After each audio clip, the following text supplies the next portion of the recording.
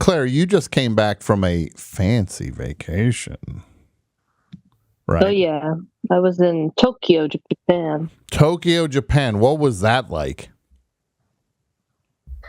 Have you ever been? Mm-hmm. Is that why you're asking why? Oh yeah, I've never been. I was planning on going, and then the old pandemic rolled around. Right.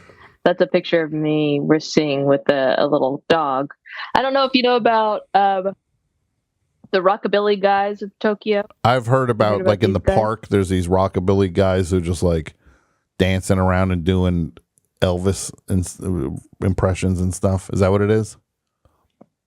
They're sort of dancing to like Japanese rockabilly music. Okay. Which I can't even think of a single rockabilly band to compare it to. But there's more. They're more twisted, and then every once in a while they'll all at the same time take out their comb and then comb their hair, slick back. That was pretty cool. No, that's pretty amazing. Otherwise, it was pretty fantastic, and there were a lot of windows in that town. I'll tell you what. And you didn't see a thing, though. Clearly, you didn't see a thing. I saw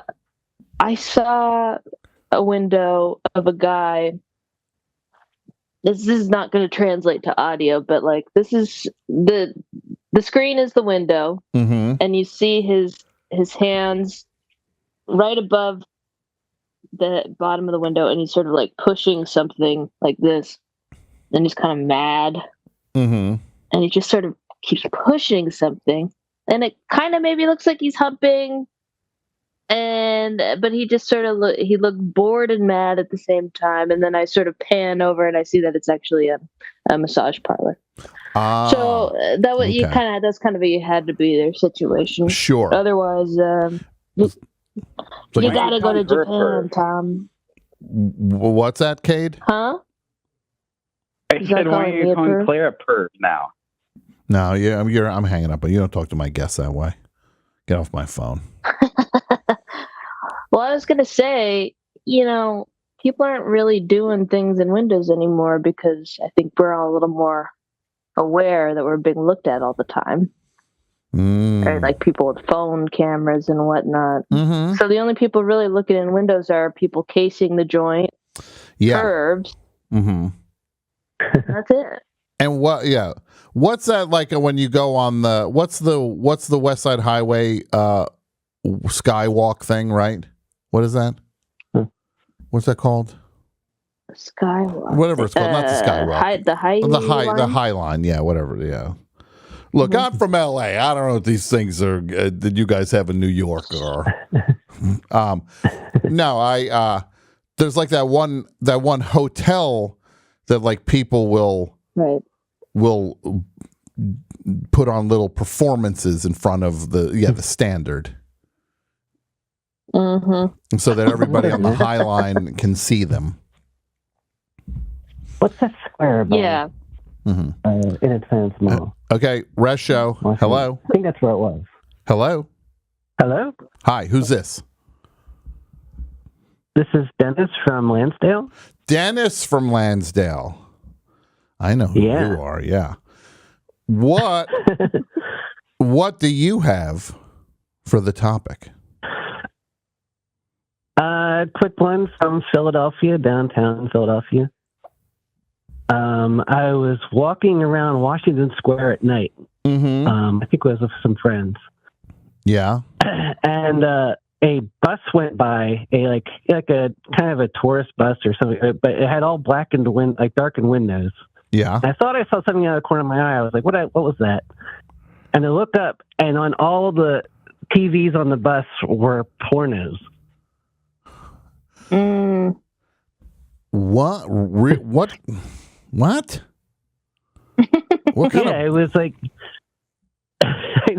I'm assuming it was some kind of sex bus. There are kind of known sex clubs in Philadelphia. Some kind of sex bus. Oh, my God. Yeah. Yeah. I think this is my stop.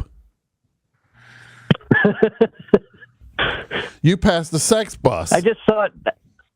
I saw it right by Independence Hall. Mm-hmm. Well, everyone should be proud of that. I wasn't proud. Well, I said everybody should be proud. Keep your sex stuff at home. Does that make me an old fuddy-duddy? Mike. Just do sex stuff at home, he said. Did you say keep it at home or leave it at home? Yeah, keep it at home. Keep it at home. You don't have to take it out into the public. Yeah. I was showing DVDs at masses for a while. Yeah. Some slime ball wanted me to play a porno, and I'm like, no, I'm not playing a porno in a bar. That's it's the like weirdest. Hey, hey, put this DVD on. Yeah. Yeah. Yeah. No. And were you like, excuse me, sir, I will not play your adult movie. I'm too busy showing a bootleg copy of Smilla's Sense of Snow.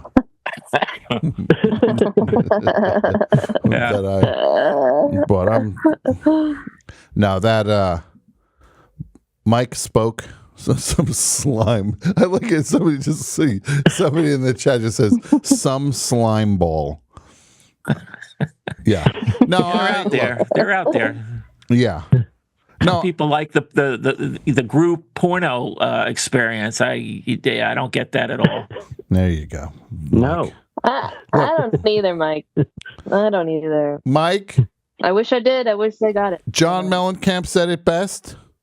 You got to stand for something or you'll fall for anything. Yeah. In this life. Now, I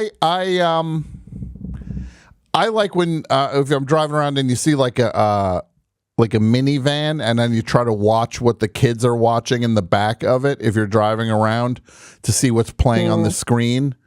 You need good eyes for that. Yeah. Yeah. But like if you're at a traffic light, you can see it sometimes. I'm not doing while driving. Like I'm not going 80 and I'm like, hey, let me see what the kids are watching in there. Yeah, it looks like they're watching Bluey. That would be a sad way to go. Yeah. Dennis, anything else? No, that's it. All and right. and congrats on 25 years. Thank you, buddy. Thank you, Dennis. Say hi to Mary. Can I chime in every time somebody congratulates on 25 years? Can I chime in and say, it's 20 years for me? Of course you can. Of course that's you pretty can. good. It's a nice round figure, you know. It's not like I'm saying it's 19. No, 20. Mike, you've 20. got a reason to celebrate too. Yeah. So 20. Go for it. A third of my life. There you go, a third. Yeah. Let's hope that it's not just a third. Mike, I hope it's 1/5 of your life. When you look back, or 1/7 of your life. Okay. You turn back, you're 140 years old. Like, why did you wish that I'd lived to 140? All right, Dennis. Thanks so much. Yeah, it's a weird thing for the show to have been around as long as it is and still feel like it's just starting in a way. Well, it's gone through so many iterations. Yes, it has. It really has. And this is I hope the final iteration of the show. I don't want to keep. Whoa. Yeah, why would I want to keep figuring this stuff out? I think we figured it out. Right? You don't want to turn this into like you don't want this to be like a Madison Square Garden sort of in the round residency. I don't want to do a residency in the round at That's a Kevin Square Smith move, Garden. right? Yeah. Wasn't Kevin Smith doing that? Yeah. Get your own theater. Yeah. My favorite thing about Kevin Smith posted a video where he was saying like, thank you, the firemen who helped save my house. Yeah, I saw that. Like he did this video and I was like, oh, this is a nice video. It was like paying tribute to the firemen. 10 minutes later, he posts a video about Mallrats' 30th anniversary. It's just like, can we tap the brake on the promotion right now? No, like, it doesn't end. People's not sure if their houses are going to survive. Can you just ease up on on promoting until the fires are a little bit contained. Like they were 0% contained at that point. And he's just like, hey, everybody, Mallrats 30th anniversary is coming up and pretty exciting. Wonder what LaFours is up to. You get those pretzels. Remember that when he had the bag of pretzels? He can get a hat. He can make his hat fit him if he wanted. Yes. Yeah, no, he's got to retire in that hat. You know? That hat. What is... Yeah, let's zoom out. Yeah, let's see. Let's like really look. First of all, he always looks sad now. He really just seems profoundly sad. And I think I get it. I didn't know he went bald. I guess now it's a cover up for the baldness. I guess maybe it always was. I didn't know that. I watched that movie Friday 4th. What it was called, 4:30 movie. The new one. It was his Fabelmans. No. If you can imagine, I didn't know he had a new one out. Mike. It's out. Oh boy. It's basically him telling the stories of like a kid back then just being obsessed with movies.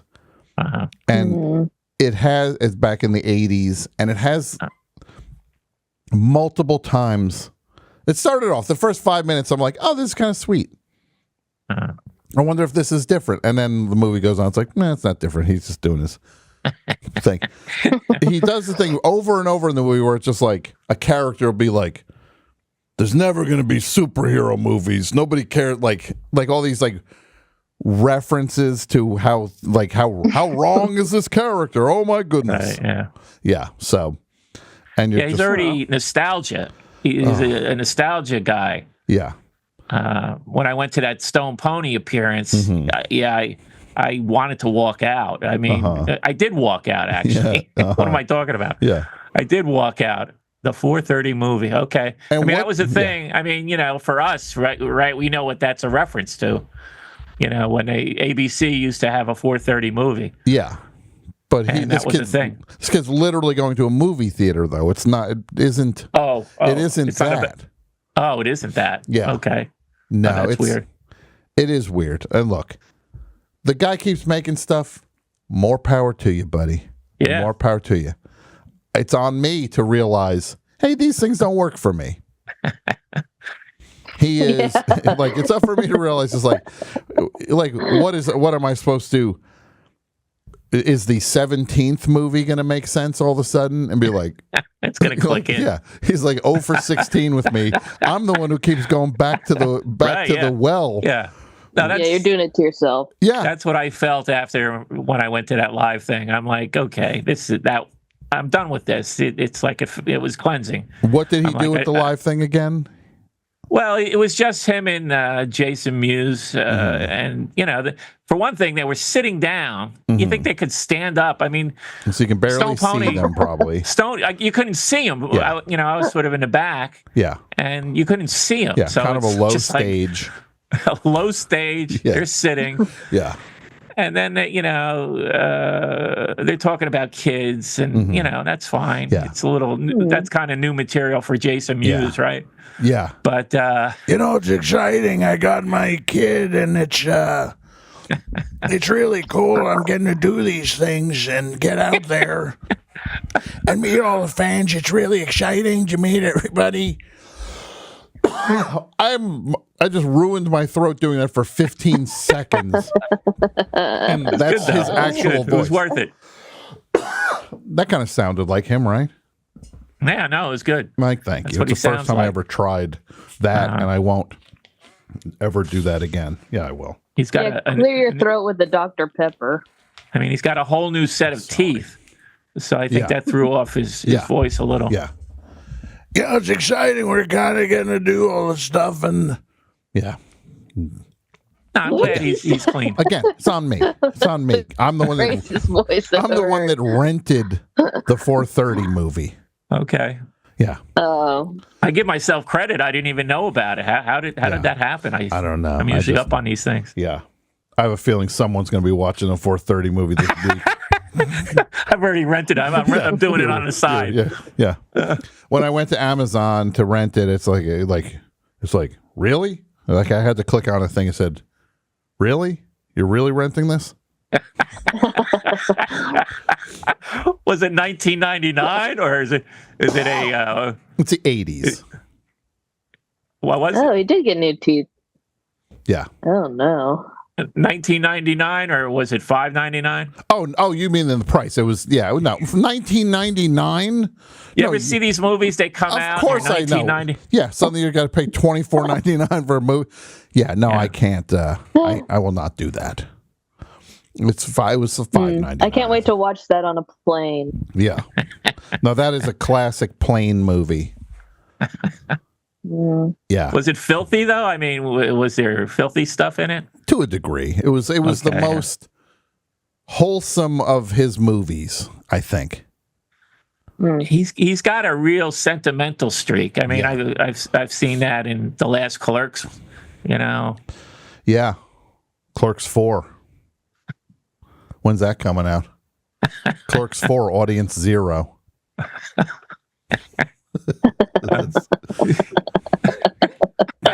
hope he does that, though. I hope he lives a long life. Yeah. He's going to be the Gen X Woody Allen. Yeah. Well, Mike, I don't keep cranking these things out until nobody's in the theaters anymore. God help me for saying this, Mike and Claire. Do you want me to tell you a thing that happens in the 4:30 movie? Yeah, duh. Yeah. There's like a kid in it who's clearly the Kevin Smith character. Mm-hmm. And I might be dreaming. Am I dreaming this or did this actually happen? Dreaming nightmare. He goes to the Quick Stop and gets a job at the end. There. Yeah, so that's him. That's how it's an origin story. Yeah. Yeah. Yeah, he's at the Quick Stop. Yeah. Which people actually think's in Red Bank, but it's actually Leonardo, New Jersey.